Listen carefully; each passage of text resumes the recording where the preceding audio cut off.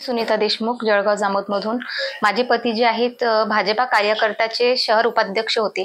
त्यांची जी आहे ती हत्या झालेली आहे. त्यांची हत्या करून त्यांना गळफासाच्या स्थितीमध्ये लटकवण्यात आलेलं आहे. पण त्यांच्या शरीरावर मारहाणीच्या जखमा, त्यांच्या शरीरावर भाजलेल्याच्या जखमा होत्या.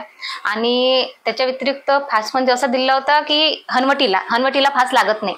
पहिली गोष्ट, त्यांचे पाय जमिनीवर होते. आणि घटनास्थळी पोलिसांनी कुठल्याच कुटुंबीय व्यक्तीची साईन न घेता जे आहे त्यांना हे केलेलं आहे, तिथून हलवण्यात सरकारी हॉस्पिटलमध्ये आलेलं आहे. त्यांच्या हाताची जी बोटं मोडलेली आहेत, तर हाताची बोटं मोडलेला व्यक्ती फाशी कशी घेणारा हा सर्वात मोठा मुद्दा आहे. त्यानंतर इथे त्यांचे जे कपडे आहेत इथेच काढून घेण्यात आलेले, ते कपडे सुद्धा टेस्टिंगसाठी दिलेले नाहीत. अकोल्याला फॉरेन्सिक मधून नेलं आणि रात्री इथेच तयारी त्यांची जी आहे पीएमची करण्यात आलेली होती, कुटुंबातील व्यक्तींना न सांगता. आणि माझे भाऊ वगैरे आले, यांना सुद्धा रात्री 1 वाजेपर्यंत दाखवलं नाही.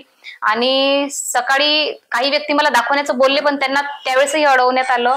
आणि जवळजवळ 25 तासानंतर डायरेक्ट पीएम झालेलं त्यांना माझ्यासमोर जे आहे त्यांनी आणले. तुमची काय मागणी आहे? माझी मागणी आहे की सीआयडी तपासातून निपक्षपातीपणे सत्तेतून हे प्रकरण त्यांचं समोर यावं. तुम्ही एफआयआर मध्ये कोणाची नाव घेतली? हो, एफआयआर मध्ये मी नावं घेतलेली आहेत. कोणाची घेतली? मी राजकीय आहेत, भाजपा पक्षातील काही आणि काही त्याच्या व्यतिरिक्त आहेत. हे प्रकरण दाबण्याचा कोणी प्रयत्न करतोय का? हो, प्रकरण दाबण्याचं म्हणजे स्थानिक जळगाव पोलीस प्रशासन सुद्धा त्याच्यातली काही व्यक्ती त्याच्यात शामिल आहेत. त्याच्यानंतर जे डॉक्टर आहेत त्यांनी सुद्धा जे पीएम आहे फॉरेन्सिक म्हणून इथून नेण्यात आलं, पण त्यांनी ते साधं पीएम त्यांचं केलेलं आहे.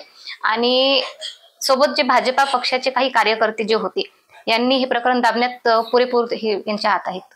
राजकीय व्यक्तीचा हात आहे याच्यामध्ये राजकीय व्यक्तीचा हात असू शकतो, कारण की हे प्रकरण जर हत्या आहे असं समोर आहे, महिनाभर हे प्रकरण इथं दाबून ठेवण्यात आलं, याच्यामागे नक्कीच मोठा हात आहे.